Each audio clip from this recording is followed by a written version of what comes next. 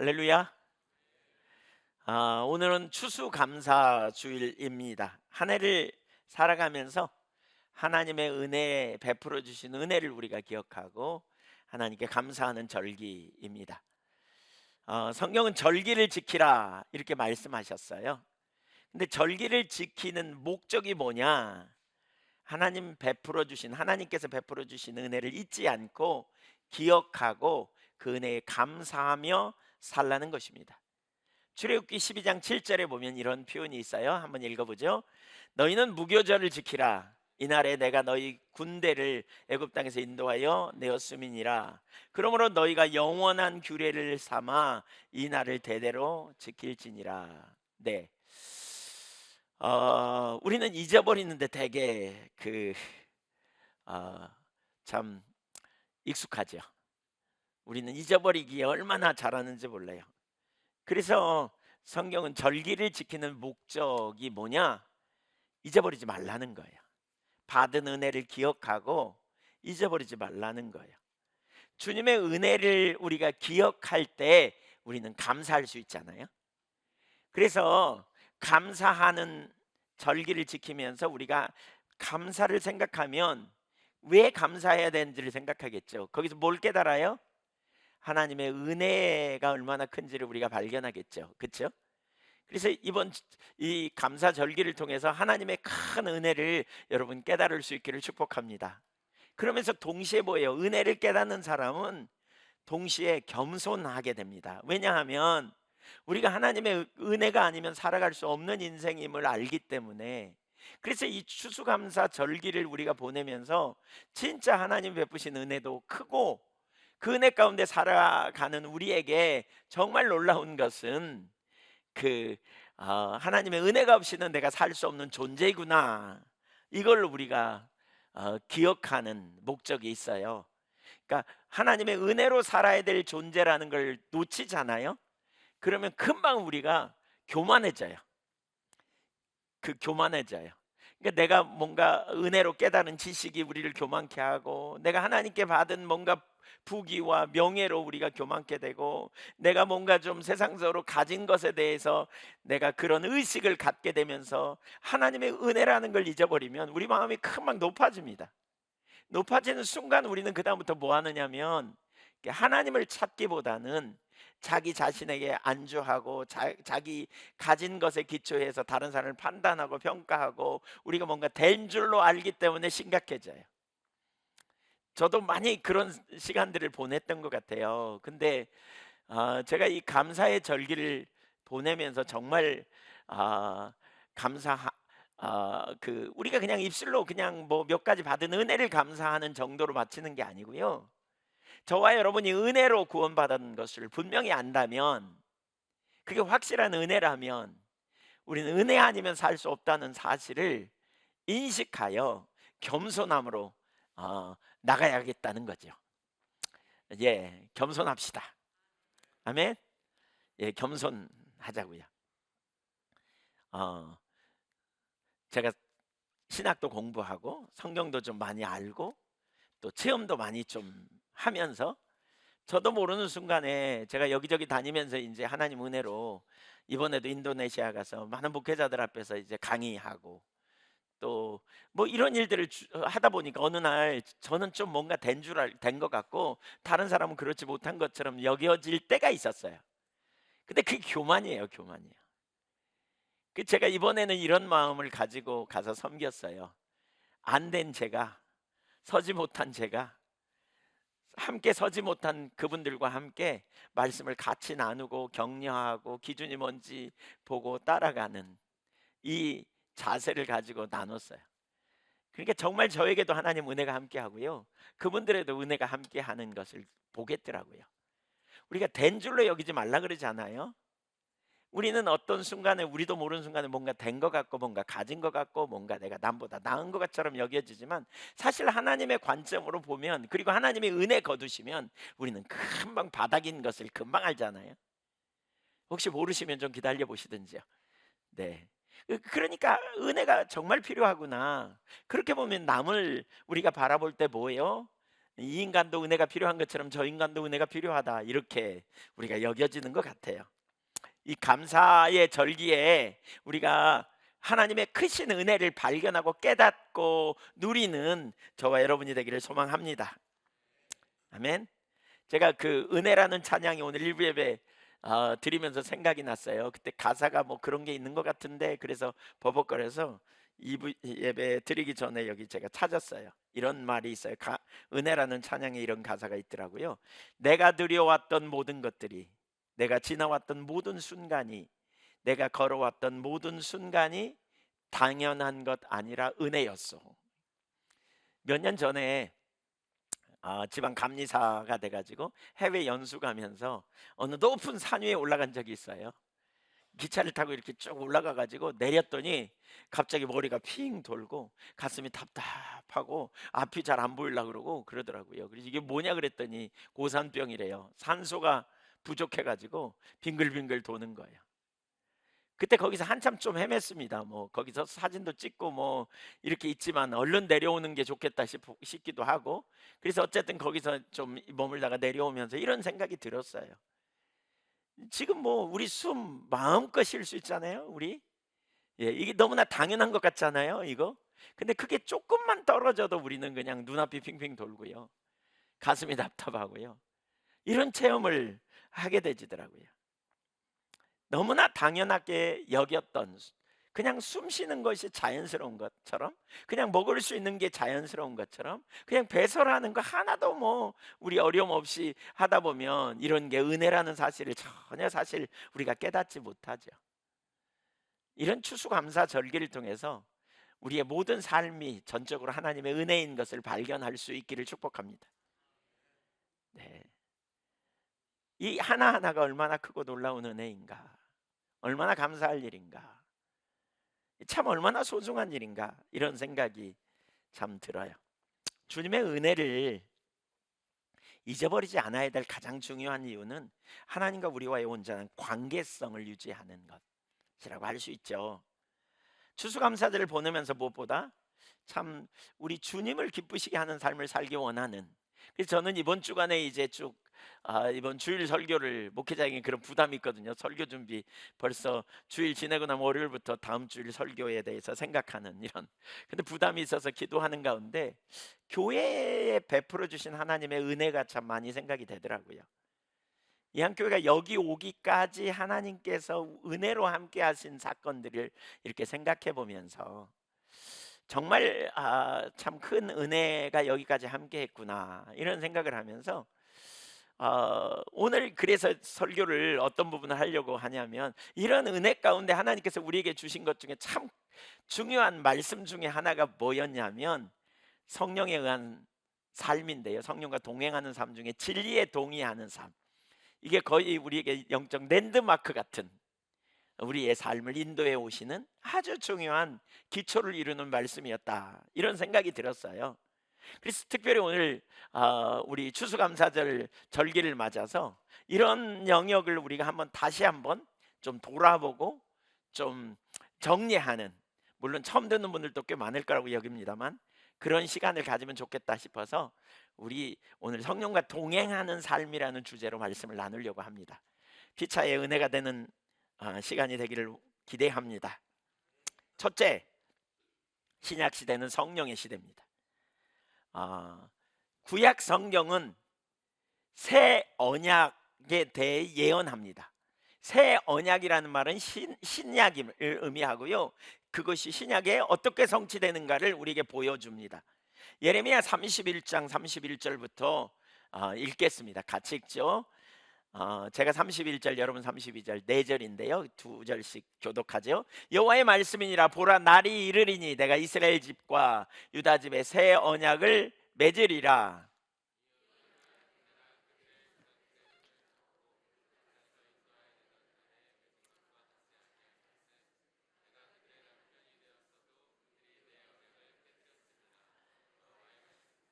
그러나 그날 후에 내가 이스라엘 집과 맺을 언약은 이러하니 곧 내가 나의 법을 그들의 속에 두며 그들의 마음에 기록하여 나는 그들의 하나님이 되고 그들은 내 백성이 될 것이라, 여호와의 말씀이니라. 그들이 다시는 각기 이웃과 형제를 가리켜 이르기를 너는 여호와를 알라 하지 아니하리니 이는 작은 자로부터 큰 자까지 다 나를 알기 때문이라. 내가 그들의 악행을 사하고 다시는 그 죄를 기억하지 아니하리라. 여호와의 말씀이니라. 31절에 보니까 하나님께서 이스라엘 집과 새로운 언약을 맺을 것이다. 여기 새 언약은 신약을 가르쳐요. 그 언약이 뭐냐? 옛날에 맺었던 언약과 다른다. 옛 언약, 32절에 옛 언약이라는 말은 구약을 가르쳐요. 구약에서부터 하나님은 이스라엘 백성들과 친밀한 관계를 원하셨어요. 남편으로서 아내의 손을 잡고 이끌었다, 이렇게 표현하잖아요. 근데 그 언약을 깨뜨렸다.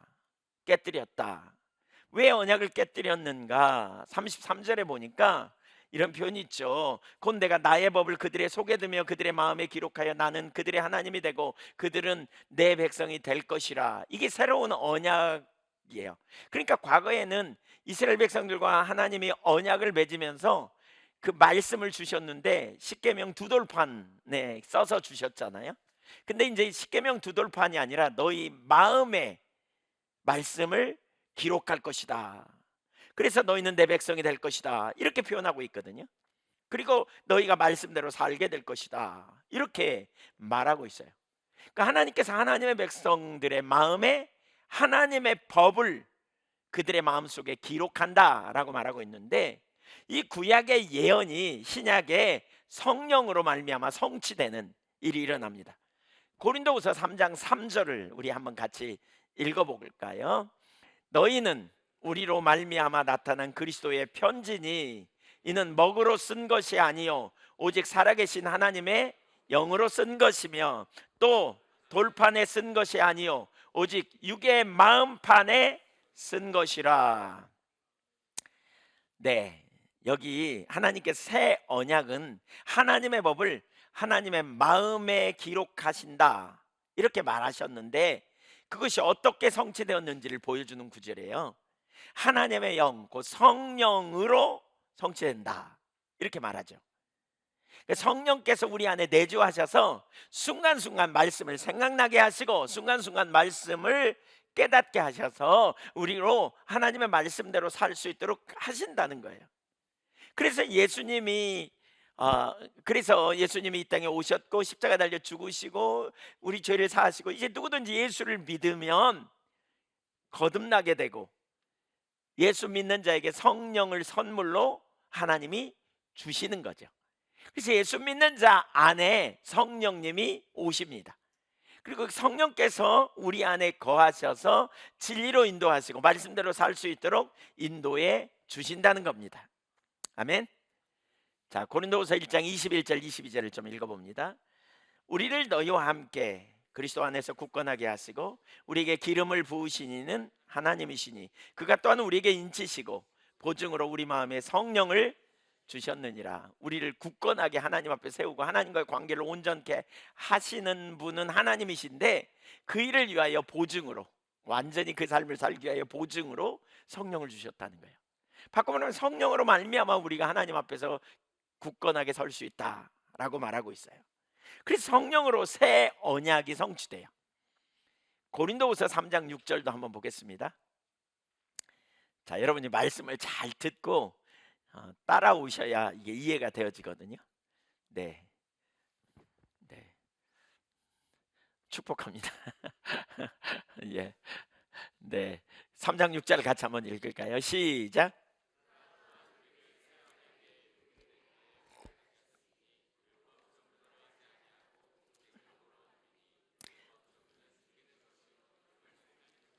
그가 우리를 새 언약의 일꾼 되기에 만족하게 하셨다. 여기 새 언약은 그러니까 신약을 가르치고요. 신약의 특징을 뭐라 그러냐? 율법 조문으로 하지 아니하고 오직 영으로 한다. 영은 성령을 가르쳐요. 율법 조문은 문자를 가르쳐요.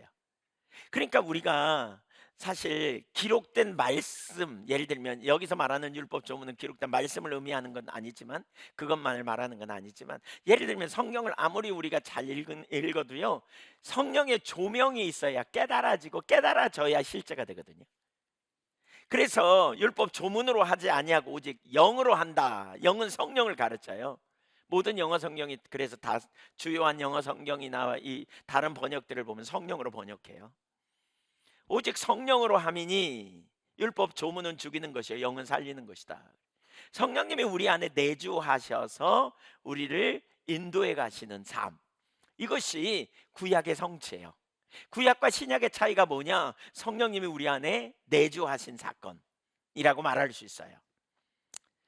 아멘. 네. 또 다른 구약에 나타난 예언이 신약에 성취되는 성령과 관련된 구절을 살펴보려고 합니다. 그러니까 하나님께서 어떻게 하나님의 백성들을 살리시는가, 이 약속을 두 단계로 설명하는데요. 에스겔서 36장 26절과 27절을 보겠습니다. 읽어봅니다. 시작. 또 새 영을 너희 속에 두고 새 마음을 너희에게 주되 너희 육신에서 굳은 마음을 제거하고 부드러운 마음을 줄 것이며 또 내 영을 너희 속에 두어 너희로 내 율례를 행하게 하리니 너희가 내 규례를 지켜 행할지라. 아멘. 26절에 보면 새 영과 새 마음을 주신다 이렇게 말하고 있어요. 그러니까 인간의 영이 하나님의 성령의 사역으로 새로워지고요, 변화될 것을 가르칩니다. 그런 다음에 27절에 뭐라 그러냐? 하나님의 영, 성령께서 새로워진 인간의 영 안에 머물게 될 것이다, 거하게 될 것이다 라고 말해요. 그러므로 그 결과가 뭐냐? 말씀을 따라 살 수 있도록 하신다는 거예요. 그러니까 두 단계가 있다니까요. 첫 번째가 뭐라고요? 그러니까 하나님이 우리 안에 거하시기 위해서 성전을 만드는 작업을 첫 번째로 하시고요, 두 번째로 성전된 우리에게 성령으로 오셔서 내주하신다, 이 얘기예요. 그러니까 출애굽기 25장에 보면 하나님께서 언약을 맺은 다음에 제일 먼저 뭘 하라 그러냐면 성막을 만들라 그랬거든요. 성막을 만들고, 성막을 만든 목적이 뭐냐면 내가 너희 중에 거하기 위함이다 이렇게 표현해요. 그러니까 성막을 만드신 다음에 거하게 하신 것처럼 우리 안에 성전 삼고 거하시기 전에 먼저 첫 번째로 뭘 하시느냐? 이제 우리에게 새 영과 새 마음을 주시는 일을 하신다는 거예요. 성령의 역사로. 그래서 신약 시대의 그 예언이 어떻게 성취됐는가를 볼 수 있는데, 우선 하나는 성령의 역사로 거듭납니다. 요한복음 3장 5절을 읽어볼까요? 요한복음 3장 5절 시작. 예수께서 대답하시되 진실로 진실로 내게 이르노니 사람이 물과 성령으로 나지 아니하면 하나님의 나라에 들어갈 수 없느니라. 성령으로 나요. 고린도전서 12장 3절도 볼까요? 시작. 그러므로 내가 너희에게 알리노니 하나님의 영으로 말하는 자는 누구든지 예수를 저주할 자라 하지 아니하고 또 성령으로 아니하고는 누구든지 예수를 주시라 할 수 없느니라. 성령 하나님께서 우리의 죄를 깨닫게 하시고, 사실 죄를 깨닫는 것도 성령의 역사입니다. 사람들이 자기가 죄인이라는 사실을 잘 모릅니다. 내가 왜 죄인이냐고 빡빡 우깁니다. 여기 먼지가 있지만 안 보이잖아요. 근데 빛이 들어오면 먼지가 보이거든요. 그때 그런 것처럼 성령님이 우리 가운데 비추셔야 죄인인 줄 깨달아요. 우리 상태가 발견되어져요. 그때서 비로소 성령께서 죄를 깨닫게 해주셔야 우리가 발견하고요, 회개하고 돌이켜서 예수를 믿음으로 거듭나는 놀라운 일이 일어납니다. 그리고 그리스도 안에서 새로운 피조물로서 새로운 성품을 주님이 주시는 경험을 하게 되는 거죠. 이게 뭐냐? 에스겔서 36장 26절이에요. 새 영을 너희 속에 두고 새 마음을 너희에게 주되 굳은 마음 제거하고 부드러운 마음을 줄 것이다. 이 성취예요. 그러니까 에스겔서 36장 26절은 우리가 죄인임을 깨닫고 예수 믿고 거듭남이 이 사건이에요. 예. 그런 다음에 새 영을 가진 성도가 하나님의 자녀로서 성령이 거하시기 위한 성전이 되어 그 성전된 성도에게 하나님의 성령께서 거하시면서 함께 하시는데, 그게 에스겔서 36장 27절의 성취예요. 한번 더 읽을까요? 또 내 영을 너희 속에 두어 너희로 내 율례를 행하게 하리니 너희가 내 규례를 지켜 행할지라. 잘 보세요. 성령이 우리 안에 오셔서 하나님의 말씀대로 살 수 있도록 하신다 그랬어요. 믿으십니까? 믿겨지지 않겠지만 아멘 하세요. 경험이 잘 안 돼 가지고 우리 잘 안 믿어져. 성령이 오시면 말씀대로 살게 잘 안 되던데 왜 안 되는지 좀 이따 보시자고요. 우리 안에 성령이 오셔서 말씀대로 살 수 있도록 우리를 도와주세요. 인도하세요. 자, 이때 중요한 게 뭐냐면 내 영과 성령이 구별돼야 돼요. 내 영. 그러니까 로마서 8장 16절에 보면 어떤 사람은 내 영인지 성령인지 잘 구분 못해요. 근데 구분이 필요해요. 시작. 성령이 친히 우리의 영과 더불어 우리가 하나님의 자녀인 것을 증언하시나니, 우리의 영은 거듭난 영이고요, 하나님의 성령은 우리 영 안에 거하시지만 우리 영과 더불어, 우리 영과 구별돼서 우리 영 안에서 우리가 자녀라는 걸 증언해 주신다라고 말하고 있어요. 예. 그러니까 우리가 성령으로 거듭나고요, 이것은 뭐가 필요해요? 자기가 죄인임을 깨닫고 예수님이 유일한 구원자임을 깨닫고 그 예수 그리스도를 마음으로 믿을 때, 그때 우리는 새 마음과 새 영을 갖게 되는데, 거기에 그러고 날 때 성령이 우리에게 선물로 오시는 거예요. 그래서 베드로 사도가 그렇게 사도행전 2장에 보면 오순절 마가의 다락방에 사람들이 되게 모였을 때 그렇게 막 설교하거든요. 너희가 이 예수를 믿으면 성령을 선물로 받으리라 그랬어요. 예수 믿고 구원받는 자에게 성령님이 우리 안에 내주하세요. 그래서 우리를 뭐라 그러느냐, 성전된 몸, 이런 표현을 하죠. 고린도전서 3장 16절 한번 읽어볼까요? 시작. 하나님의 성전인 것과 하나님의 성령이 너희 안에 계시는 것을 알지 못하느냐 그랬어요. 새 영을 받고 새 마음을 받아 구원받은 하나님의 백성이 성전이 돼요. 이 성전 안에는 누가 거하시느냐? 성삼위 하나님이 우리 안에 성령으로 거하시는 거예요. 여기 성전이란 말은요, 헬라어로 지성소가 있는 성전을 가르치는 나우스라는 말이에요. 그러니까 그냥 성전 뭐 건물 이런 게 아니고요, 지성소에, 성경에 보면 하나님이 어디 거하시냐면 지성소에 거하는데 그 지성소가 우리 안에 있다는 거예요. 그래서 그리스도의 영이 우리 안에 생명의 능력으로 거하시고요, 우리 마음의 가장 깊은 곳에 지성소가 있어요. 거기에 내주하신 성령을 통해서 성부와 성자가 함께 임재하셔서 거하십니다. 주님은 하늘 영광을 버리시고 육신을 입고 이 땅에 오셔서 우리를 모든 죄로부터 구원하셨잖아요. 자, 여기 보세요. 지금 제가 나누는 걸 깨달으면 이거 강력한 능력이 있어요. 다 아세요. 아시기는 아마 교회 좀 다니면 무슨 말인지 다 아세요. 근데 이걸 깨달아져야 돼요. 이걸 깨달아질 때 강력한 능력이 있어요. 그러니까 보세요. 왜 찬송 중에 이런 거 있잖아요. 하늘 영광 버리고 내려오사 십자가에 달려서 날 구하셨네. 뭐, 네, 네. 죄송합니다. 제가 전에는 기억이 참 잘했는데, 네,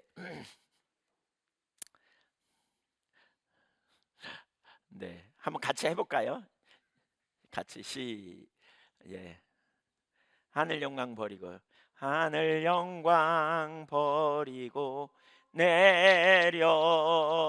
내려오사 십자가에 달려서 날 구해고 무덤에서 일어나 하늘로 올라가셨, 주 이름 높입니다. 그대로 복음을 담고 있잖아요. 하늘 영광을 버리시고 하늘 영광을 포기하고 육신을 입고 우리를 위해 이 땅에 오셔서 우리의 모든 저주를 담당하셔 십자가에 달려 죽으셨어요. 그리고 어떻게 해요? 죄 없으셨기 때문에 사흘 만에 부활하셔서 하나님 보좌 우편에서 영광을 입으시고 온 땅을 통치하시는 분, 그분이 누구예요? 예수 그리스도. 그분이 누구를 위해 오셨다고요? 누구요? 나를 위해 오셨어요. 나를 위해. 여러분 한 분 한 분을 위해 오셨어요. 그분이 나를 위해 오셨어요. 그리고 나를 위해 오셨을 뿐만이 아니라 무슨 일 하시느냐, 이제 승천하셔서 하늘에서 뒷짐지고 계시는 게 아니라 하늘에 계시지만, 이게 이제 초월자이며 동시에 내재하신 하나님이거든요. 하늘에 계시지만 성령으로 우리 안에 오셨어요. 예. 그래서 우리와 함께 동행하시면서 우리를 고아처럼 버려두지 않으려고 내주하셔서 돌보시는 거예요. 돌보시는 거예요. 그래서 우리로 하여금 깨닫게 하시고, 우리로 하여금 안식하게 하고, 우리로 하여금 그 주님을 의지하여 승리하게 하고, 저와 여러분 안에 거하시면서 말씀하시고 이끄시고 돌보시고 피로를 채우시고 또 담대하게 하시는 이런 일을 이루시는 분이세요. 아멘. 주님이 어디 계신다고요? 믿습니까? 그분은 전능하신 분입니다. 근데 그분이 우리 안에 계신다, 이거 어마어마한 얘기입니다. 그분은 모르심이 하나도 없습니다. 우리와 함께 우리 안에 거하십니다. 좋은 소식입니까? 나쁜 소식입니까? 좋은 소식입니다. 그러나 한편으로는 좀 불안합니다. 여러분, 제가 이런 부분이 더 선명하게 인식되면서 주님이 우리 안에 계신다, 성령이 우리 안에 계신다, 주님이 우리 안에 계신다, 이런 인식되면서 요즘은 좀 그런 삶이 있어요. 그런, 최근에도 제가 어떤 좋지 못한 생각이 순식간에 제게 들어와서요, 한 좀 동조했어요. 그 생각에 좀 남을 판단하고 이런 생각에 좀 동조해서 빼앗겼어요, 제가 마음에 잠깐 동안. 근데 금방 제가 제 안에 계신 주님을 의식하는 순간에 무슨 일이 제게 벌어지냐면 너무 미안하고 죄송한 거예요. 주님 앞에, 주님이 우리 안에 계시는데 뭐 알까요, 모를까요? 다 아시죠. 네가 무슨 생각하는지 내가 다 알아. 말씀 안 하지만 다 알고 계세요. 순간적으로 얼마나 죄송하고 얼마나 하나님 앞에 정말 마음이 그냥 뜨뜻한지, 제가 그 자리에서 즉각적으로 속으로 하나님께 회개했어요. 주님 용서해 주세요. 제가 주님 의지하고 살게요. 제가 주님, 순간순간 제 생각이 주님께만 고정되고, 또 주님 저를 지켜주세요. 저를 붙들어 주세요. 예. 그러니까 그냥 잘못된 생각을 그 뒤에 그냥 할 수가 없어. 무슨 생각이 떠오르면 부지불식간에 좀 뺏기다가도 금방 또 회개하고 돌이키고 이렇게. 네,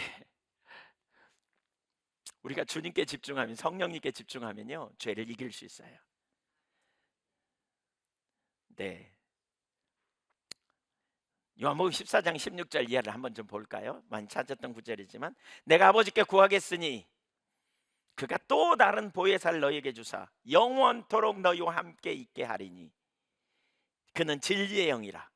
세상은 그를 받지 못하나니 이는 그를 보지도 못하고 알지도 못함이라. 그러나 너희는 그를 아나니 그는 너희와 함께 거하시며 너희 속에 계시겠습니다. 세상이 성령을 알아요? 몰라요. 성령이 누군지도 모르고 성령이 어떤 일을 하는지도 전혀 몰라요. 그러나 우리 그리스도인은 성령님이 우리 안에 계심을 알아요. 우리 안에 거하세요. 그러면서 18절에 예수님이 이렇게 말하죠. 내가 너희를 고아와 같이 버려두지 아니하고 너희에게로 오리라. 예수님이 성령으로 우리 안에 와서 우리를 고아처럼 내버려 두지 않고 저와 여러분을 돌보시고 저와 여러분을 인도하시고 저와 여러분을 승리케 하시겠다는 거예요. 그래서 성령의 사람은, 성령이 우리 안에 계시고 하나님 주님이 우리 안에 계시다는 이 사실을 분명히 아는 사람은 담대해요. 우겨쌈을 당해도 담대해요. 왜냐하면 주님이 나와 함께 계시니까.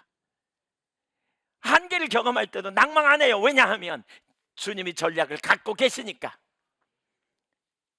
이 사람은 매우 확신을 가지고 살아요. 피할 길을 주님이 내실 거고 가장 좋은 길을 인도하실 것을 알기 때문에 그래요. 이 확신 안에 사시기를 축복합니다. 여전히 이러한 사실을 놓치고 사는 사람들이 적지 않아요. 왜 무기력하냐면 우리 안에 계신 성령님을 놓쳐서 그래요. 우리가 하나님의 성전이고 하나님이 우리 안에 거하신다는 사실을 놓쳐서 그래요. 요한복음 15장에 뭐라 그랬어요? 내가 너희 안에, 그랬잖아요. 주님이 우리 안에 이미 계세요. 우리가 할 일은요, 우리는 계속 그분 안에 거하는 거예요. 믿음으로 그분을 의지하고 믿음으로 그분께 피하고 믿음으로 그분의 음성을 듣고 그분의 인도를 받길 원하고 그분에게 피할 길을 구하고 전략을 구하고 능력을 구하고 때를 따라 돕는 은혜를 구하면 주님이 주십니다. 그 능력으로 살아야 돼요. 그 능력으로. 말씀을 깨닫는 것도요, 성령의 조명이 필요해요. 그러므로 우리 안에 내주하신 성령을 의지하고 그리스도를 바라보는 일을 하지 않으면 절대로 능력이 없어요. 예수님이 생명이고 예수님이 길이고 예수님이 진리이기 때문에 그래요. 구약과 신약의 차이가 뭐냐? 성령이에요. 성령. 구약 시대에도 성령님이 함께 하셨어요. 외적으로 함께 하시고 위에 계시고 동행하시고 이렇지만 신약 시대는 완전히 달라요. 성령님은 저와 여러분 안에 내주하셔서 우리를 고아처럼 버려두지 아니하고 우리로 말씀의 사람이 되게 하고 우리로 승리케 하시는 놀라운 능력이 신약 시대의 삶이에요. 신나는 일이에요. 저 개인적으로요, 제 신앙의 확 전환점 중에 하나가 이거였던 것 같아요. 성령님이 하나님의 성령으로 내 안에 거주하신다는 사실을 지적 동의가 아니라 알게 되었어요. 깨달아지게 되니까 내주하신 성령님을 의지하고 그분을 신뢰하고 그분의 인도하심을 받고 그분을 힘입어 살아가는 삶이 무엇인지를 더 배우게 된 것 같아요. 그게 요한복음 15장의 포도나무의 삶이에요. 여러분 안에 와 계신 성령님을 분명히 인식하고 그 성령님을 온전히 의지하는 가운데 모든 순간마다 성령의 인도하심을, 성령의 능력 아래서 또한 성령의 그 역사하심을 경험하는 저와 여러분이 되기를 소망합니다. 그래서 신약 시대는 그리스도의 부활과 그리스도인의 부활, 그리스도의 부활과 그리스도인의 부활 사이를 사는 이 시대에 대해서 성령의 시대다. F.F. 브루스 같은 세계적인 신학자는 그렇게 표현합니다. 다른 많은 사람, 어떤 사람들은 그리스도의 승천과 그리스도의 재림 사이에 사는 이 시대는 성령의 시대다. 그래서 우리는 성령으로 하지 않고는 아무것도 할 수 없습니다. 성령에 의한 삶은 우리 신앙 생활의 핵심이고 가장 중심적이고 중추적인 일을 이루는 것임을 우리는 기억해야 합니다. 성령 없이 되는 게 아무것도 없어요. 성령 없이. 성령으로 사시기를 바랍니다. 네. 두 번째, 후속적인 성령의 역사가 있습니다. 후속적인 성령의 역사. 앞에서 우리가 본 것처럼 우리가 복음을 듣고 믿음으로 성령을 선물로 받습니다. 그래서 예수 믿게 될 때 성령님이 우리 안에 내주하십니다. 그러나 거기서 끝나지 않아요. 후속적인 성령의 역사가 있어요. 갈라디아서 3장 2절 3절을 먼저 보겠습니다. 시작. 내가 너희에게서 다만 이것을 알려 하노니 너희가 성령을 받은 것이 율법의 행위로냐 혹은 듣고 믿음으로냐. 여기 받은 것, 성령을 받은 것이라는 말은 단순 과거형이에요. 어느 시점인가 너희가 성령 예수를 복음을 듣고 예수를 믿음으로 성령을 받았다 그 말입니다. 언제요? 3절을 보면 처음 예수 믿을 때인 걸 알 수 있어요. 성령으로 시작하였다가 그랬잖아요. 여러분 예수를 믿으면 성령님이 여러분 안에 내주하십니다. 아멘. 네, 내주하세요. 근데 5절에 보면 이렇게 내주하시는 성령의 역사가 후속적으로 또 반복적으로 임한다는 것을 가르쳐요. 5절 보겠습니다. 5절 시작. 너희에게 성령을 주시고 너희 가운데서 능력을 행하시는 이의 일이 율법의 행위에서냐 듣고 믿음으로냐. 여기 너희에게 성령을 주시고 라는 말은 헬라어 시제상 현재형이에요. 그 말은 계속 성령을 주신다는 거예요. 성령을 주시고. 그래서 무슨 일이 벌어져요? 영적인 소성케 되고 사람들이 다시 각성이 되어지고 또 어떤 육신의 질병이 치유되는 역사도 나타나고 또한 능력의 역사들이 나타나게 된다는 거예요. 사실 우리가 성령으로 하지 않으면 우리가 교만함이 깨지지 않고 우리 삶의 변화가 잘 안 일어나요. 초대교회, 특별히 갈라디아 교회가 율법주의에 있었지만 성령께서 반복적으로 능력으로 임하셔서 그 교회를 새롭게 하고 또다시 회복시키고 또다시 능력을 나타내시는 이런 일들이 반복해서 일어났다는 거예요. 아멘. 한 구절 더 찾아보고 나누죠. 한두 구절. 데살로니가전서 4장 7절 8절도 한번 보겠습니다. 데살로니가전서 4장 3절 이하에는 성적인 죄에 대해서 이렇게 지적하면서 우리가 정결한 삶을 살아야 된다 이렇게 말하면서 하나님이 우리를 부르심은 부정하게 하심이 아니요 거룩하게 하심이다 이러면서 8절 그러므로 저버리는 자는 계속 부정적인 삶을 사는 부정하게 사는 사람을 말하는 거죠. 사람을 저버림이 아니라 너희에게 그의 성령을 주신 하나님을 저버림이라 그랬잖아요. 근데 여기 하나님께서는 우리가 정결한 삶을 살도록 우리에게 성령을 부어주신다는 거예요. 주신다는 거예요. 근데 여기 주신이라는 단어 4장 7절 8절 올려주세요. 주신이라는 단어 우리말로는 과거형으로 번역돼 있는데 원어상으로 보면 현재형입니다. 그러니까 지속적으로 부어주시는 그 말입니다. 성령으로 자꾸 충만하게 우리 가운데 부어주시는, 더군다나 너희에게라는 말은 헬라어로 에이스라는 말인데 영어로 말하면 into라는 단어예요. 누구누구 속으로 부어주시는, 성령으로 말미암 이렇게 성령을 주시는 이유가 뭐냐? 우리를 부정하는 삶이 아니라 정결한 삶, 거룩한 삶을 살도록 하나님께서 성령을 부어주신다는 거예요. 여러분, 육신의 욕망을 이기는 비결은 성령의 역사로만 가능해요. 근데 바로 그 일을 위해서 지속적으로 부어주신다는 거예요. 그러면 여러분 중에 이제 이런 의문을 가질 수 있어요. 보세요. 성령님이 내 안에 계시는데 무슨 또 성령을 부어주셔? 뭐 성령이 뭐 물질인가? 뭐 이런 생각을 갖는 분도 계실 거예요. 예, 그런 생각이 좀, 성령님이 내 안에 계신데 뭘 또 성령님이 또 부어줘? 뭐 이런 생각을 갖는 분도 계실 거예요. 근데요, 성경이 우선 그렇게 말하고 있고요. 또 하나는 우리가 논리적으로 이해할 수 없는 일들이 되게 많아요. 예를 들면 삼위일체가 논리적으로 설명 불가능하거든요. 그냥 믿음으로 받아들여야 되는 문제예요. 이 문제도 같아요. 성령님이 한 분이신데 제 안에도 계시고 여러분 안에도 계시잖아요. 예. 그런 것처럼 성령님을 우리 가운데 순간순간 다시 성령으로 충만케 하셔서 새롭게 하시는 은혜를 부어주시는 역사들을 성경은 말하고 있어요. 그러니까 에베소서 1장 13절만 해도 이렇게 말하거든요. 그 안에서 너희도 진리의 말씀 곧 구원의 복음을 듣고 그 안에서 또한 믿어 약속의 성령으로 인치심을 받았으니, 에베소 교회는 성령으로 인침받은 교회예요. 성령님이 그 교회 가운데 그 성도들 가운데 내주하세요. 근데 17절 보세요. 우리 주 예수 그리스도의 하나님 영광의 아버지께서 지혜와 계시의 영을 너희에게 주사 하나님을 알게 하시고, 지혜와 계시의 영, 이걸 성령이라고 일반적으로 대부분 다 성령으로 이렇게 동의해요. 그러니까 지혜와 계시의 성령을 너희에게 주사 하나님을 알게 하시고, 그러니까 여기서도 그렇잖아요. 성령이 그 안에 내주하시는데 무슨 또 성령을 달라고 그러냐, 이렇게 볼 수 있잖아요.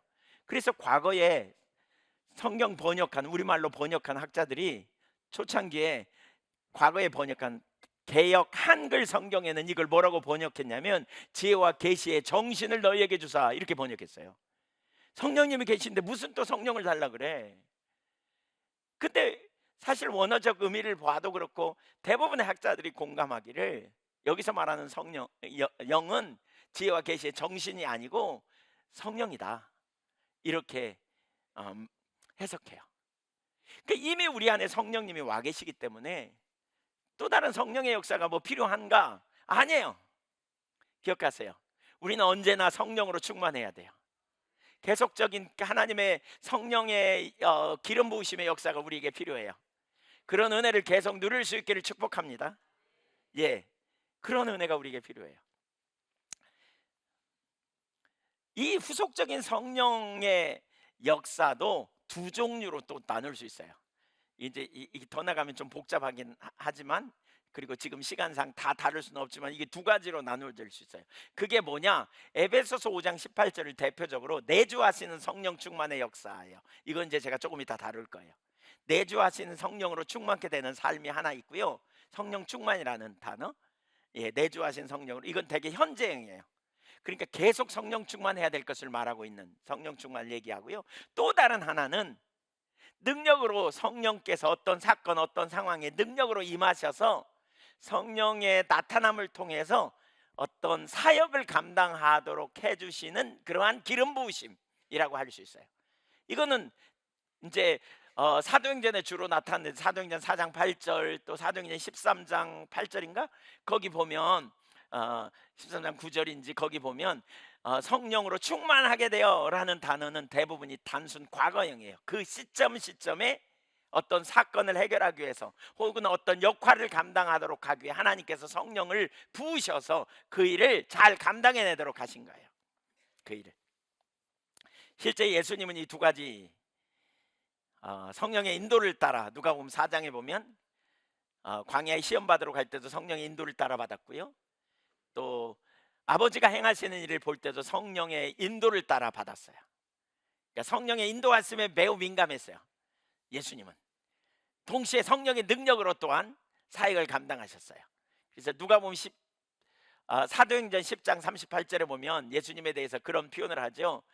하나님이 나사렛 예수에게 성령과 능력을 기름 붓듯 하셨음에 저가 두루 다니시며 착한 일을 행하시되 많은 병자와 약한 자들을 치유하셨다. 성령의 능력으로 그 일을 감당해 내신 거죠. 이처럼 제자들도 동일하게 성령의 인도를 따라 아, 살았고요. 성령과 동행하면서 동시에 성령의 능력으로 사역을 감당했어요. 예를 들면 그 에티오피아 네이시를 전도할 때 빌립이 성령의 인도를 따라 광야로 가게 됐고요. 또 거기 가니까 에티오피아 네이시가 이렇게 탄 마차를 보니까 성령께서 가까이 가라 이렇게 인도하셔서 전도하죠. 뭐 베드로가 고넬료의 집에 전도하는 사건도 정확하게 같은 사건, 성령의 인도를 따라갔죠. 그뿐만이 아니라 성령의 능력으로 또한 이제 그들은 전도 사역을 감당하기도 하고 복음을 전파하는 일을 했죠. 사도행전 13장에 보면 바보스에서 박수무당에게 박수무당이 복음을 전하는 걸 가로막자 그가 믿음의 은사와 능력 행함의 은사를 통해서 강력하게 복음을 선포하는 일이 일어나요. 여기서 우리가 한 가지 잠깐 언급하고 지나갈 것은 한번 따라주세요.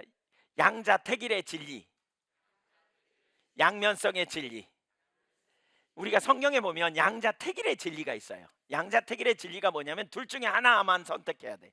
예를 들면 하나님과 재물을 겸하여 섬기면 돼요?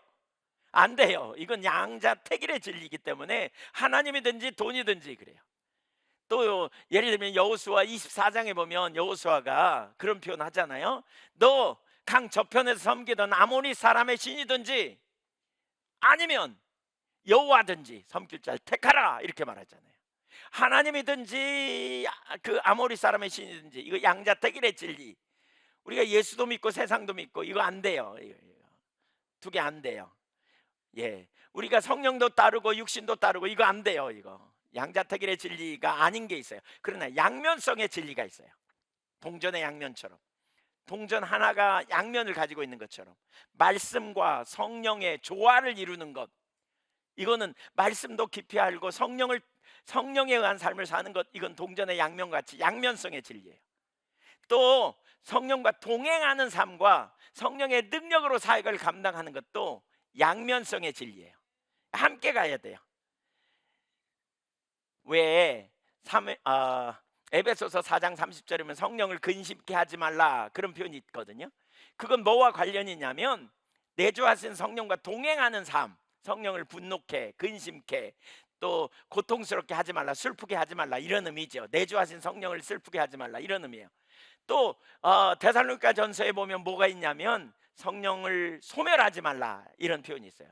이건 능력과 관련된 걸 말해요. 성령의 능력으로 역사하시는 역사들에 대해서 우리가 환영하지 못하고 적극적으로 받아들이지 못하면 성령의 불을 끄는, 성령을 소멸하는 죄를 범한다라고 표현하고 있어요. 그래서 양면성의 진리인 것을 기억해야 돼요. 양면성의 진리. 예.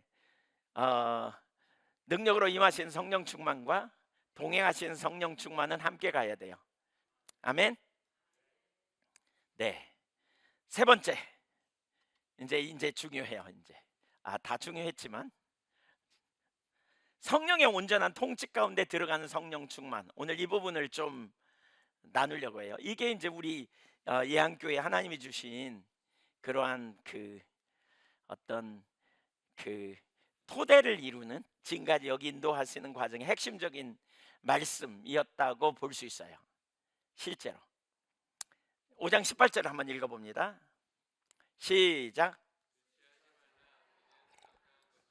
오직 성령으로, 문법적으로 이 구절을 보면요 세 가지를 볼 수 있어요. 하나는 어떤 상태를 가르치는 형용사적 형태예요. 형용사적이에요. 그러니까 제가 이걸 설명할 건데 좀 이따 어떤 상태, 성령으로 성령 충만은 어떤 상태를 가르쳐요. 두 번째는 지속적인 것을 말해요. 이걸 그래서 뭐냐, 현재형이에요. 지속적으로 그 상태를 유지해야 된다는 거예요. 세 번째로는 우리가 할 일이 있음을 가르치는 명령형이에요. 네, 명령형. 한번 따라서 하세요. 형용사, 현재형, 명령형. 예, 이거 하나씩 설명하면 첫째, 어떤 상태를 가르칩니다. 성령 충만을 술 취한 상태와 대비해 놓고 있죠. 이 구절을 보면 술 취하지 말라 그러죠. 술이 취한 상태. 그 결과는 뭐냐? 항상 방탕함으로 간다는 거예요. 왜냐하면 알코올이 고등 중추 기관을 마비시키기 때문에 술 취한 사람은 본능적이래요. 제가 오래전에 저기 순천대 교수 신우에 집회를 간 적이 있어요. 그때 교수님 중에 한 분이 그런 표현을 했어요. 이 마틴 노이존스 목사님이 의사였기 때문에 그분도 정확하게 똑같은 얘기를 하는데 이런 얘기를 했어요. 어, 술은 술은 양리학으로 따지면, 약학으로 따지면 그 각성제가 아니라 억제제래요. 우리는 각성시키는 것 같잖아요. 근데 억제제래요. 그 뭐가 뭘 억제시키냐? 고등 중추기관을 억제시켜요. 이성 생각하는 거 이걸 억제시켜 버려요. 그러니까 뭐가 나와요? 본능이 막 나오는 거예요. 본능이. 예, 그래서 술 취하면 안 한 짓 막 하잖아요. 안 하던 짓 하잖아요. 소리 지르고 막 얌전하던 사람이 막 화장 저기 뭐지 아무데나 소변 보고 막 예, 막 예, 지나가는 사람 막 괜히 건들고 뭐 힘도 없는 사람이 그러다 두드러 맞고 막 이런. 그래서 술 취한 결과는 방탕함이라는 거죠. 반면에 성령으로 충만한 사람은 어떻게 될까요? 성령의 지배를 받는 상태가 된다는 거예요. 성령으로 충만한 사람은 성령의 생각을 하고요. 성령의 생각을 따라 행동하고 성령을 따라 말하는 일이 일어나는 거예요. 성령이 우리 안에 내주한 성령. 그래서 이렇게 함으로 말미암아 많은 사람을 돕고 유익하게 하고 또 많은 사람에게 귀한 일들을 이루어내요. 그래서 초대교회 일꾼이 세워질 때는 반드시 세워져야 될 조건 중에 하나가 뭐냐면 성령 충만한 사람이었어요. 사도행전 6장 3절을 한번 읽어볼까요? 시작. 내가 너희 가운데서 성령과 지혜가 충만하여 칭찬받는 사람 일곱을 택하라. 우리가 이 일을 그들에게 맡기고. 여기 뭐예요? 성령과 지혜가 충만한 사람. 그러니까 성령의 지배를 받는 사람, 지혜의 지배를 받는 사람, 이런 의미죠. 근데 이 사람의 특징이 있어요. 거기 뭐냐? 칭찬을 받는데. 칭찬.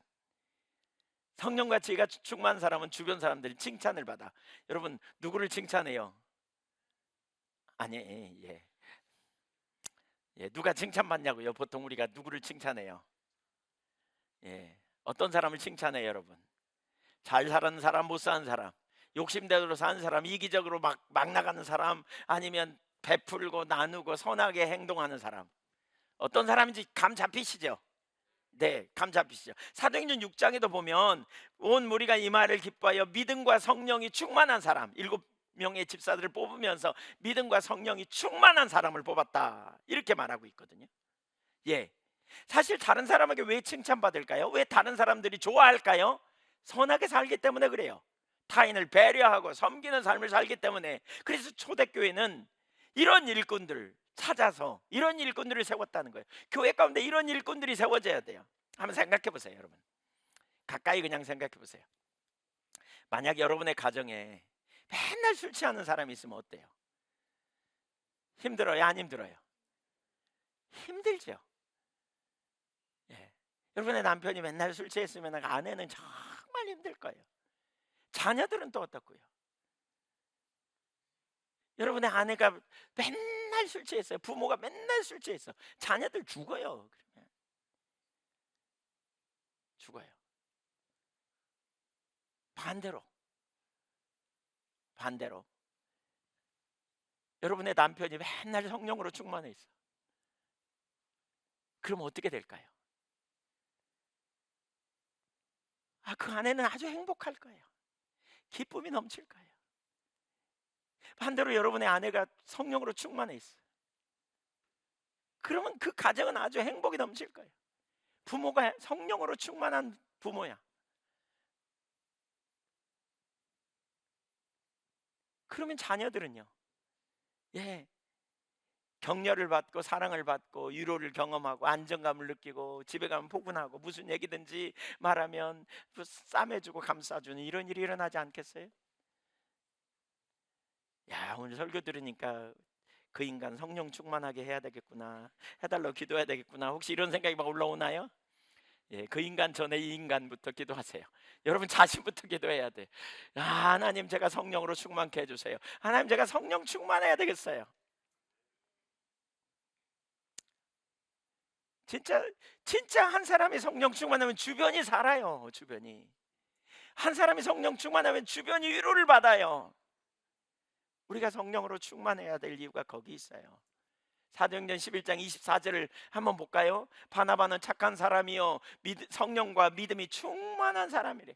성령과 믿음이 충만한 사람, 착한 사람, 이게 따로 떨어지지 않습니다. 여러분, 성령으로 충만한 사람이 착한 사람입니다. 착한 사람. 왜 그런지 좀 이따 나중에 보죠. 좀 왜 성령 충만한 사람이 그럴 수밖에 없는지. 성령 충만하면요 착해요. 성령 충만하면요 배려해요. 성령 충만하면 친절해요. 성령 충만하면 다른 사람을 대할 때 사랑으로 대해요. 성령 충만해야 돼. 한번 따라서요. 주여, 세월이 가기 전에, 더 가기 전에 충만하게 해주세요. 성령으로 충만하십시다. 성령으로 충만하면 온유해져요. 성령으로 충만하면 약자를 그냥 보고 넘어가지 않아요. 성령으로 충만하면 편이 돼요. 성령으로 충만하면 돌봐줘요. 사랑으로. 우리 힘으로, 우리 본능으로, 우리가 공부 좀 했다고, 우리가 책 좀 읽었다고, 우리가 성경 많이 읽어서 지식으로 안다고 절대 안 돼요. 돼요? 되든가요? 안 돼요. 여러분, 성령으로 하지 않으면 불가능해요.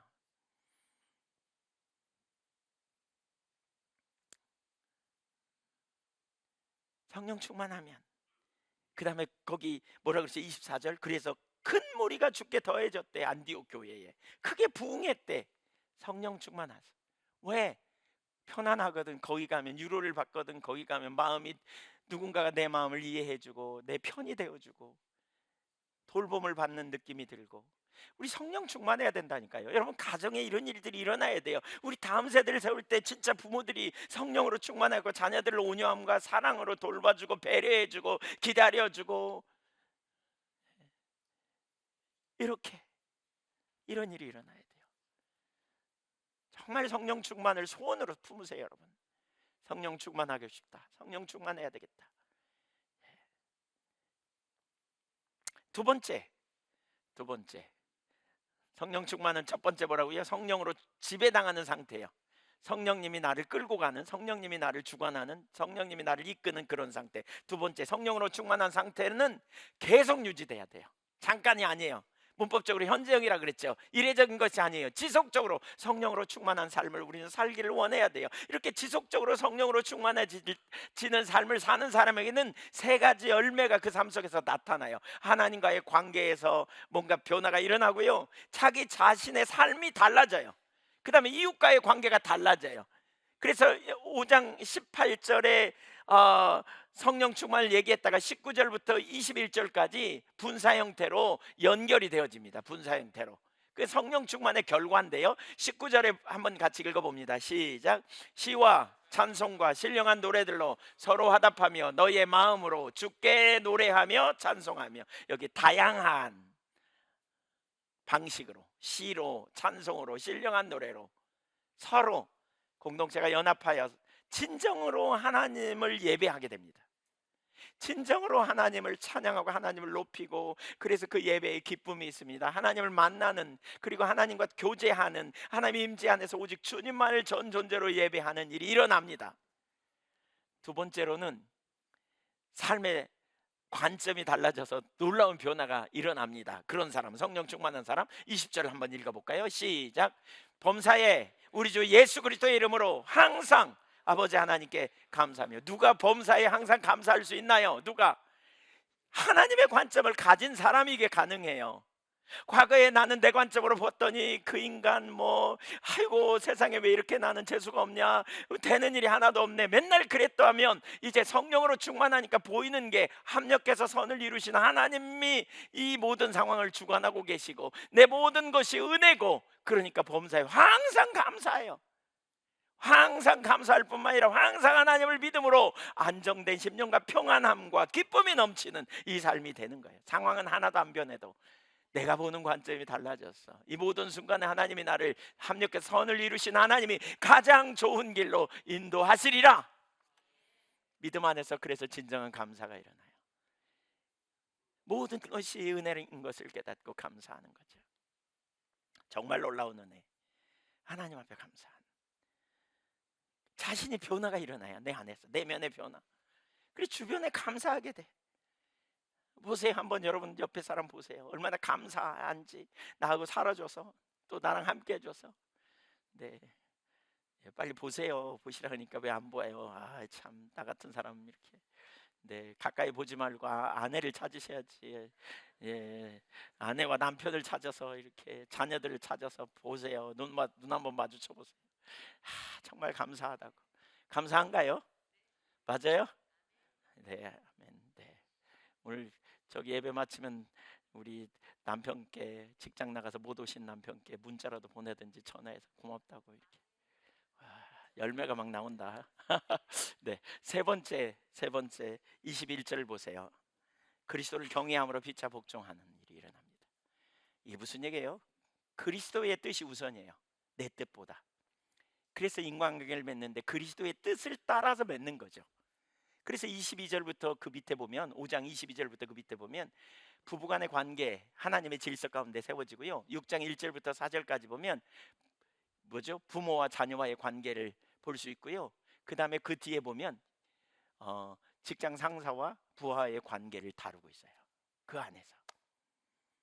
그러니까 그리스도의 뜻이 우선이에요, 내 뜻이 아니고. 자꾸 주님의 뜻을 맞춰 서는 거예요. 자꾸 주님께 맡기고는 거예요. 이렇게 가는 거죠. 성령으로 충만한 삶이 우리 가운데 돼야 돼요. 이게 성령 충만한 사람, 하나님과의 관계에서 온전한 예배자, 또 자신 있는 다른 관점으로 봐서 안식이 있는 거죠. 우겨쌈을 당해도 쌓이지 않아. 왜? 주님이 하실 거니까. 그리고 이웃과의 관계가 자꾸 새로워져요. 여러분, 진짜 행복은 이웃과의 관계가 좋아져야 행복이잖아요. 피부로 느끼는 행복은. 그렇죠? 특별히 한 집에 사는, 얼마나 중요합니까? 우리가 변화되면 그런 일이 벌어져요. 세 번째, 성령 충만을 위해 우리가 할 일. 성령 충만을 위해 우리가 할 일. 5장 18절은 명령 영역이라 그랬잖아요. 우리가 할 일이 있어요, 성령 충만. 첫째, 우리는 성령을 따라 행해야 돼요. 갈라디아 5장 16절 읽어봅니다. 시작. 내가 이르노니 너희는 성령을 따라 행하라. 그리하면 육체의 욕심을 이루지 아니하리라. 여기 보여요. 성령을 따라 행하라. 그 말은 성령과 함께 걸어가라, 그 말입니다. 그래서 25절도 같은 표현입니다. 성령으로 삶을 얻었으니까 성령과 함께 걸어가라. 두 사람이 발을 맞춰서 걸어가듯이 그렇게 성령과 함께 걸어가라는 거예요. 성령을 따라 행하려고 하면 우리가 뭐가 전제돼요? 내가 성령께 주도권을 넘겨드리는 일이 필요해요. 일을 해야 돼요. 자, 보세요. 우리가 할 일이 있다니까요. 우리는 가만히 있으면 성령 충만 되는 게 아니에요. 내가 해야 될 일이 있어요. 그게 뭐냐? 성령께 우리의 주도권을 드려야 돼요. 자꾸 순종해야 돼요.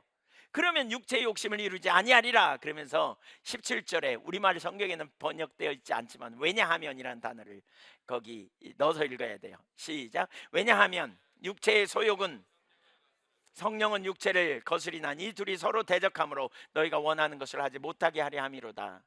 함이니라. 너희가 만일 성령의 인도하시는 바가 되면 율법 아래 있지 아니하리라. 그래서 육체의 욕망이 자꾸 성령에 의한 삶을 거스려요. 우리의 옛사람이 예수와 함께 십자가에 죽었어. 그러나 우리는 여전히 몸 안에 있잖아요. 그래서 우리는 믿음으로, 우리는 우리 안에 오신 성령님께 자꾸 주도권을 드리는 일을 해야 돼요. 우리가 이전에는 마음과 육체에 원하는 욕망을 따라 살았어요. 우리는 욕심을 따라 살았고 우리는 옛사람을 따라 살았어요. 그것이 능력이라고 생각했어요. 근데 이제 우리는 육체가 우리의 주인이 아니야. 우리는 주님이 주인이야. 우리는 그러니까 주님을 따라 사는 거예요. 주님을 따라 자꾸 그 삶을 살아가는 과정이 되어지는 거죠. 여러분, 영성훈련이라는 게 다른 게 아니에요. 성령을 따라 사는 훈련을 하는 거예요. 계속해서 성령의 주도권을 따라 우리가 살아가면 영성훈련이에요. 그게 자연스럽게 그냥 우리 삶에 맺어지는 거예요. 영성훈련이. 예. 그래 여기 볼 수 있죠. 중간지는 없어요. 우리는 성령을 따라 살든지 육체를 따라 살든지 둘 중에 하나인 것을 말하고 있죠.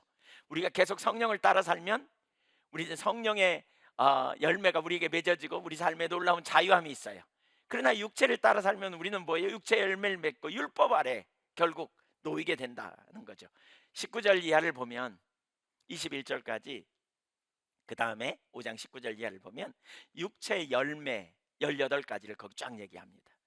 음행, 더러운 것, 호색, 우상숭배, 주술, 원수 맺는 것 등등등등등등. 그러면서 21절을 제일 마지막에 보면 이런 일을 하는 자들은 하나님 나라를 유업으로 받지 못할 것이요. 그러니까 상습적으로 이런 일을 하는 자들을 얘기해요. 어쩌다 우리가 마음은 원이지만 육신이 약하잖아요.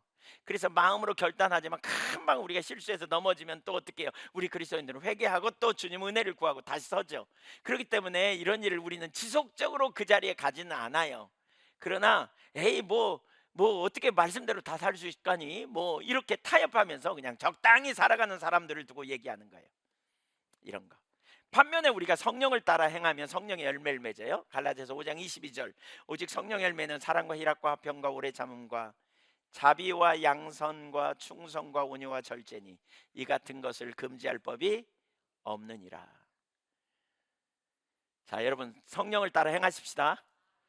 그러면 이제 성령을 따라 행하는 게 뭔지 아시겠죠? 우리 안에서 두 가지 법이 있는데 우리는 내가 과거에 살았던 욕심을 따라 사는 법이 아니라 주님을 주인 삼고 성령의 음성을 따라 우리가 살아가야 된다, 그 말이에요. 자, 자, 잘 따라 살 수 있으시겠어요? 없으시겠어요? 말씀을 안 하시는군요. 잘 못 사시겠다는 거죠, 아직? 예, 그럼 좀 더 하죠. 좋아요, 더해요. 그래서 여기 갈라디아서 5장 24절에 이렇게 살 수 있는 비결을 가르쳐요. 진리를 가르쳐요. 24절을 읽어봅니다. 어떻게 성령을 따라 살 수 있는가? 그 비결이 뭐냐? 곧이어 바로 뒤에 나오는데요. 24절 보세요. 시작.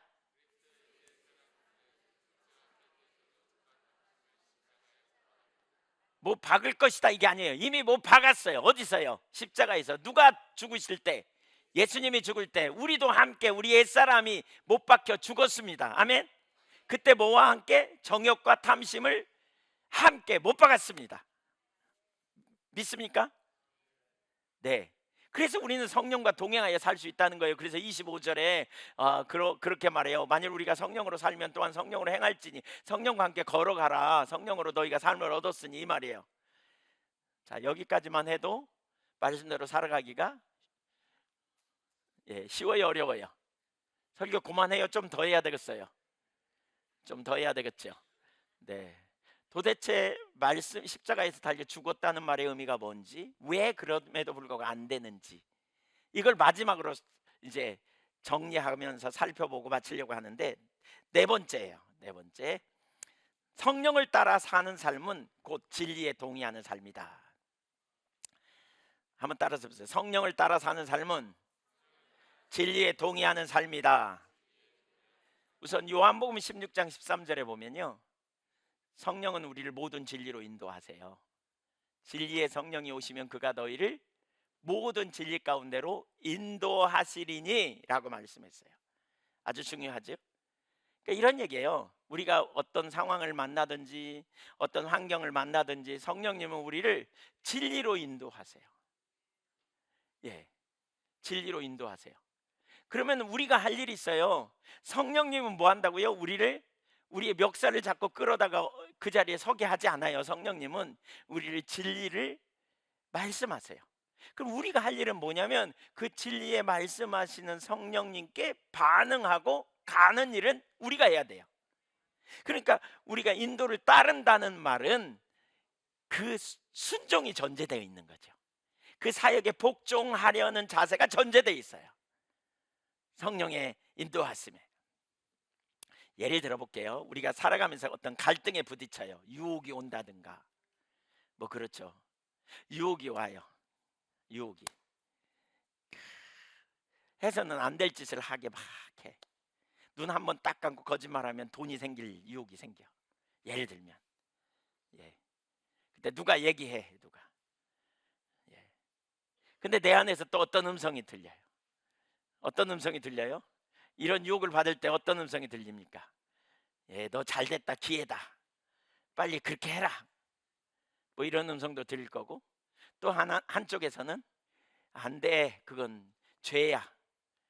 그렇게 가는 것은 올바르지 않아라는 음성도 들릴 거고. 네.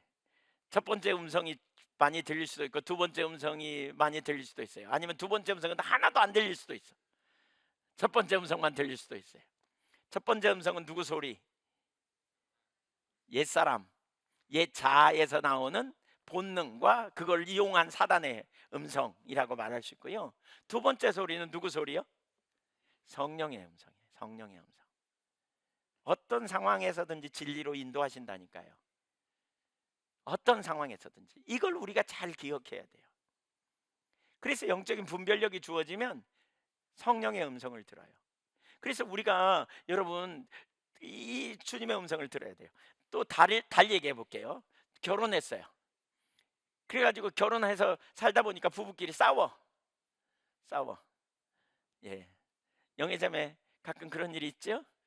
네, 아 네, 띠부치. 아 네, 싸워요. 안 싸우는 부부 없잖아요. 어떻게 의견 충돌이 있고 다르니까 뭐 그런 일이 일어나죠. 그러면 우리 어떻게 해요? 여기 마음속에서 뭐라 그래요? 계속 싸워라. 용서하지 마라. 아침밥 주지 마라. 저 인간. 뭐. 예, 예, 예. 짐 싸라. 뭐 이런. 네. 아니면 이쪽에서 뭐라 그래요? 용서해라. 사과 네가 먼저 사과해라. 사랑으로 긍휼히 여겨라. 뭐 이런. 첫 번째 소리는 누구 소리예요? 육체의 소리예요. 육체의 소리. 예. 육체의 욕망이, 육체의 감정이 우리를 하여금 절대로 못 가게 해요. 두 번째 소리는 누구 소리예요? 성령의 음성이에요. 자, 여기다가 어디다 순종하느냐의 싸움이라는 거예요. 성령을 따르는 것은 성령의 음성을 따라 내가 동의하고 생각하고 동의하고 순종하는 거예요. 그렇게 말하는 거예요. 이게 우리가 해야 되는 일이에요. 이게 실제적인 영성 훈련이에요. 이게 실제적으로 살아가는 하나님 나라 백성의 삶이 되어져야 돼요. 이게 실제적인 영성 훈련이에요. 내가 주님을 존중히 여기는 게 뭐냐? 그분의 말씀을 존중히 여기는 거예요. 그분이 성령으로 우리 안에 말씀하실 때 내가 실제적으로 용서하라 그럴 때 용서하는 거예요. 미워 죽겠는데 용서가 절대 안 돼. 내 안에서 부글부글 끓어. 그 인간 쳐다만 봐도 싫어. 근데 주님이 용서하래.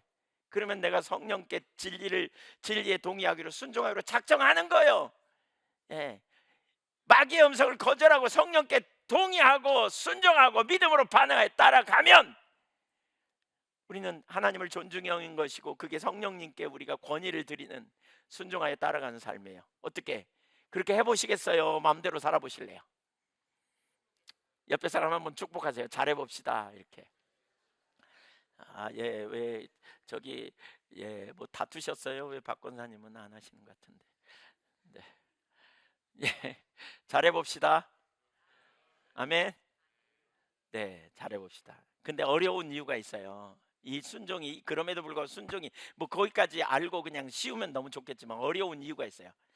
예, 첫째는 진리가 뭔지 몰라서 어떻게 해야 되는지 몰라서 이런 상황에 어떻게 해야 되는지 잘 몰라서 뭐가 진리인지 몰라서 그런 경우가 허다하죠.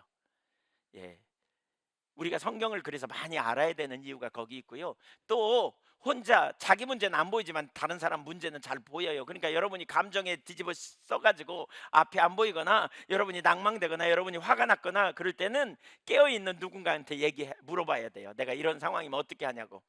세상적인 사람 말고 영적으로 깨어있는 사람을 찾아가서 물어보셔야 돼요. 이런 상황에 내가 어떻게 하는 게 하나님 뜻일까요? 이렇게 물어봐야 돼요. 성령님이 여러분 안에서 얘기하셔도 잘 못 들었습니다. 이런 상황이 되면 물어보셔야 돼요. 그러면 이렇게 하는 것이 하나님 뜻이다. 그러면 내가 어떻게든지 그렇게 가리라. 이렇게 결단하셔야 돼요. 예, 진리를 몰라서 우리가 많은 경우에 성령을 따라가지 못하는 경우가 있고요. 두 번째는 너무나 이게 어려운 이유가 너무나 그동안 내가 진리를 따라 순종하는 삶을 안 살고 죄를 따라 욕심을 따라 옛사람의 본능을 따라 살아온 삶을 너무나 오래 살았기 때문에 그래요. 그래서 로마서 6장 16절에 보면 이렇게 표현하고 있어요. 이게 영적인 권위의 문제인데요, 아주 중요해요. 로마서 6장 16절 시작. 누구에게 내주어 누구에게 순종하든지 그 순종함을 받는 자의 종이 되는 줄을 너희가 알지 못하느냐. 혹은 죄의 종으로 사망에 이르고 혹은 순종의 종으로 의에 이르느니라. 과거에 우리가 살아오면서 누군가에게 순종하면 내 순종을 받는 그분이 내 삶에서 권위를 가져요. 제가 군대 얘기했잖아요. 군대에 있을 때 한 20년이 지난 다음에 군대에 있을 때 저보다 3개월 선임을 만났어요. 나이도 같아요. 근데 만나가지고 제가 그분한테 야 뭐 너 이런 말을 못했어요. 그 사람은 나한테 여전히 너 뭐 이랬는데, 그랬더니 너랑 나랑 친구인데 말 낮춰. 그래서 제가 그래야지요 그러면서 높였어요. 제가 나중에 돌아오면서 이런 생각이 들었어요. 권위가 뭘까? 권위가, 이게 무서운 거구나, 권위가. 근데 로마서 6장 이 16절이 생각이 났어요. 내가 어렸을 때부터 예를 들면 마음의 육체의 욕망, 돈에 관한 욕심이 있으면 그냥 집착하는 삶을 살았다면 돈 문제와 관련되면 그냥 안 내려지는 거예요. 이게 내 삶에 변화가 안 돼. 시기 질투가 우리 속에 있다. 변화가 안 돼. 해보려고 그러다 안 돼. 전에부터 누가 나한테 잘못하면 내가 용서를 해본 적이 없어. 이렇게 내내 살아온 사람은 용서하라 그러는데 안 돼. 이게 안 돼. 왜 안 될까요? 우리가 그것에 권위 아래 붙들려 있어서 그래요. 그래서 인간이 죄를 계속 짓고 살았잖아요. 하나님 없는 삶. 그래서 죄의 종이 됐다는 말이 그 말이에요. 죄가 우리 삶에서 권위를 갖고 우리 멱덜미를 잡고 있어요. 그래서 그걸 거스리는 게 쉽지 않은 거예요. 이게 영적 권위의 문제예요. 계속 음란한 생각을 계속하면 음란에 나도 모르게 노출돼요. 시기질투에 노출돼요. 또 자기 연민에 빠져. 자꾸 조금만 있으면 자기 연민에 빠져. 이게 그냥 안 하려고 그러는데 자기도 모르게 이미 거기 가 있어. 이게 누가 길들였어요? 누가요? 아니 그러니까 누가 이 죄에 빠진 자리에 길들여 놨냐고요? 누가? 내가 그동안 그 죄된 행동인 줄 모르고 순종하고 죄를 따라가고 마음과 육체 욕망을 따라가고 내가 훈련시켰어요. 내가 내 안에. 그리고 내가 이제 그 권위를 벗어나려고 그러니까 어려운 거예요. 이게 왜 김유신 장군 얘기 하잖아요. 어렸을 화랑도 시절에 그 기생집에 자꾸 왔다 갔다 하고 그러니까 어머니가 그냥 어느 날 혼내켰더니 스스로 내가 이렇게 안 살리라 각성했어요. 그리고 기생집 안 갔어. 그런데 어느 날 친구들과 올려가지고 술 먹고는 집에 가려고 이리야 그러고 마루에서 졸고 눈 떠봤더니 기생집 앞에 말이 데려다 놨어요. 누가 훈련시켰어요? 내가 훈련시킨 거예요. 그러니까 이게 권위처럼 우리가 악한 습관이 들어서 간다니까요. 자꾸 여러분 악한 습관이 돼 있다니까요. 나도 모르게 어렸을 때부터 두려움의 감정, 혼돈의 감정 혹은 낙심의 이런 감정적인 문제와 욕망의 문제, 마음에 원하는 대로 우리가 자꾸 줬어. 그러니까 영적 권위에 확 사로잡혀 있는 거예요. 안 되는 거예요. 어떤 문제만 걸리면 그 문제에 확 사로잡혀. 그래갖고 안 사라져. 그리고 그 뒤에 누가 있냐? 악한 영이 있어요. 그래서 진리를 벗어나지 못하게 해요. 우리를. 그래서 안 변하는 거예요. 여러분 그래서 순종이 어려운 일이에요. 근데 마지막 이제 그럼에도 불구하고 순종할 수 있는 이유가 있어요. 순종할 수 있는 이유. 그럼에도 불구하고 순종할 수 있는 첫째, 죄에 대해 죽었기 때문이고, 둘째, 하나님께 대해 살았기 때문이고, 셋째, 우리가 성령께 권위를 주면 성령님이 우리 삶에서 권위를 회복하면서 점점 순종이 쉬워져요. 하나씩 보겠습니다. 첫째, 죄에 대해 죽었어요. 로마서 6장 11절 보세요. 로마서 6장 11절 시작. 스톱. 뭐에 대해 죽었다? 죄에 대해 죽었단 말이에요. 죄에 대해 죽었다는 말은 죄가 우리와 상관할 바 없이 됐다 그 말이에요. 뭐에 대해서요? 책임을 묻는 일. 책임을 물어. 너 죄지었어. 너 책임을 물어야 책임져. 너 책임져. 근데 이 책임을 예수님이 담당하셨기 때문에 죄에 대해서 우리는 죽은 자예요. 또 한 가지 진짜 중요한 게 뭐냐면, 과거에는 죄가 권위를 갖고 우리를 끌었잖아요. 우리가 자꾸 죄에 순종했더니. 그래서 죄의 종이었잖아요. 근데 예수님이 이 죄의 권세를 깨뜨려서 우리가 죄에 대해 죽었어요. 그 결과 무슨 일이 있느냐? 죄가 더 이상 우리에게 권위를 행사할 수 없어요. 그 권위가 깨졌어요. 로마서 6장 14절 보세요. 14절 시작.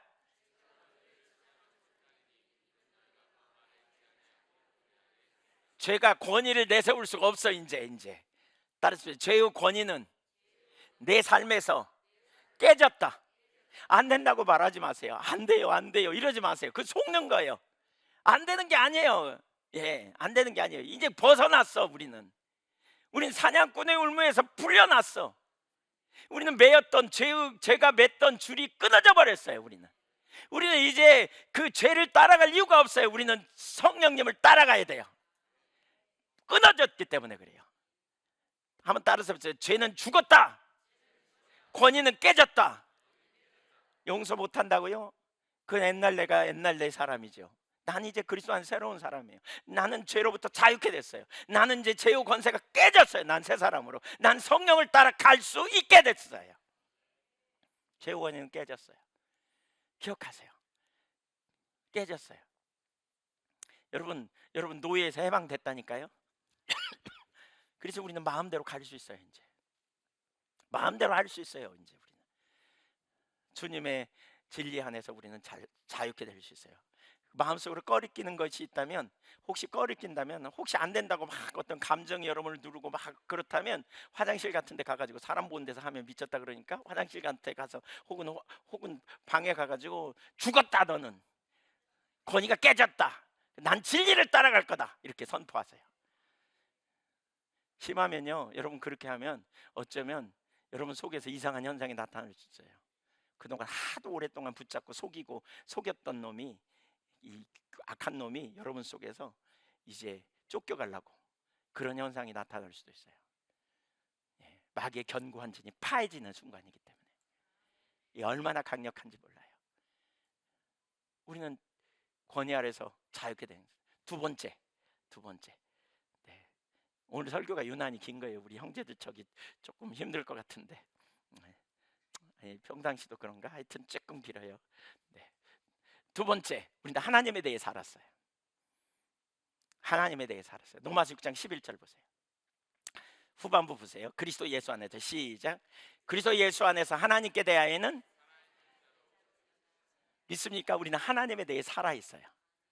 저와 여러분 이제 하나님께 대해 살았어요. 우리 다 하나님의 자녀예요. 그분이 우리의 아빠이고요, 그분이 우리의 능력이고요, 그분이 우리의 힘이고요, 그분이 우리의 좋은 아빠예요. 여러분 성경에 이런 구절 있잖아요. 너희가 악할지라도 자식에게 좋은 것을 줄 줄 알거든 하물며 구하는 자에게 너희의 천부께서 좋은 것으로 주시지 않겠느냐? 반드시 주신다, 그 말입니다. 우리가 의롭게 살려고 할 때 주님 절 도와주세요. 저에게 힘을 주세요. 제가 이 음란을, 혹은 제가 이 시기 질투를, 제가 이 연민을, 하나님 제가 이 불신앙에서 나오기를 원해요. 제가 하나님을 영화롭게 하기 원해요 라고 말하면 주님이 저와 여러분에게 은혜를 부으시고요, 능히 이기게 하십니다. 거기 놀라운 승리가 있습니다. 때로는 앞이 안 보여서 힘들고 어렵지만 진리가 우리를 자유케 합니다. 진리가. 성령님이 우리를 진리는 인도하실 때 타협하지 않냐고 우리는 그 길로 가야 합니다. 울면서라도. 로마서 5장 21절에 또 보십시오. 예, 한번 보세요. 시작. 이는 죄가 사망 안에서 왕노릇하는 것 같이 은혜도 또한 의로 말미암아 왕노릇하여 우리 주 예수 그리스도로 말미암아 영생에 이르게 하려 함이라.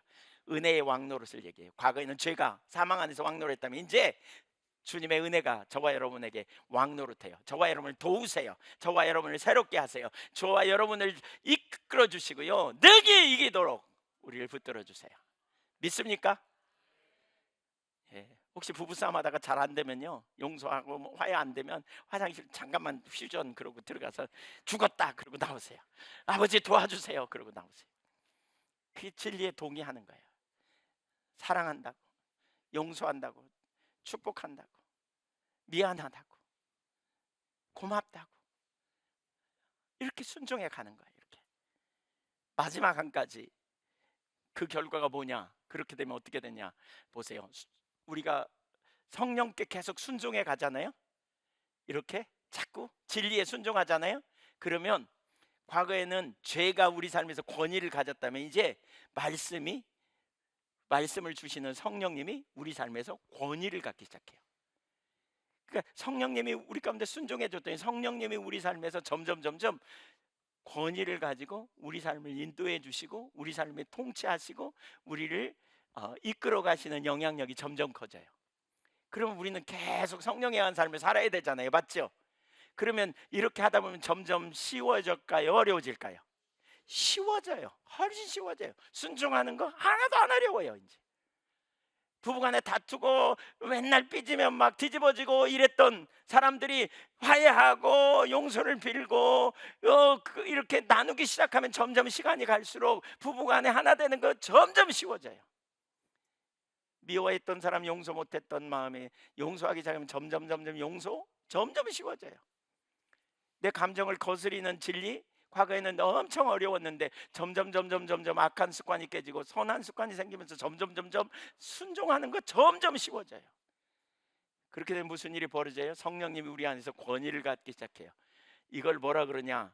우리는 이렇게 되면 어떻게 하냐? 성령님이 나를 지배하는 일이 일어나기 시작하고 이게 점점 많을수록 우리는 성령에 충만한 사람이 되는 거예요. 이게 바로 성령 충만이에요. 이게 성령 충만. 우리가 할 일이 있어요. 성령이 인도하시는 음성을 듣고 순종하고 따라가는 거예요. 어떤 순간인지 따라가는 거예요. 이게 영성훈련이에요. 다름이 아니에요. 이게 우리가 말씀으로 충만케 되는 거예요. 이 골로새서 3장 18절을 보면요, 바로 이 동일한 16절이 바로 이게 동일한 삶이에요. 그리스도 말씀이 너희 속에 풍성히 거하여 그러잖아요. 에베소서 5장 18절과 비교해 보면 에베소서 5장 18절은 성령 충만이라면 골로새서 3장 16절은 말씀 충만이에요. 그 결과로 뭐예요? 나타난 열매들이 비슷하죠. 성령 충만은 말씀 충만이에요. 말씀이 나를 사로잡는 거예요. 말씀이 저와 여러분을 사로잡을 수 있기를 축복합니다. 그게 하나님 사람이죠. 여기에 놀라운 승리가 있어요.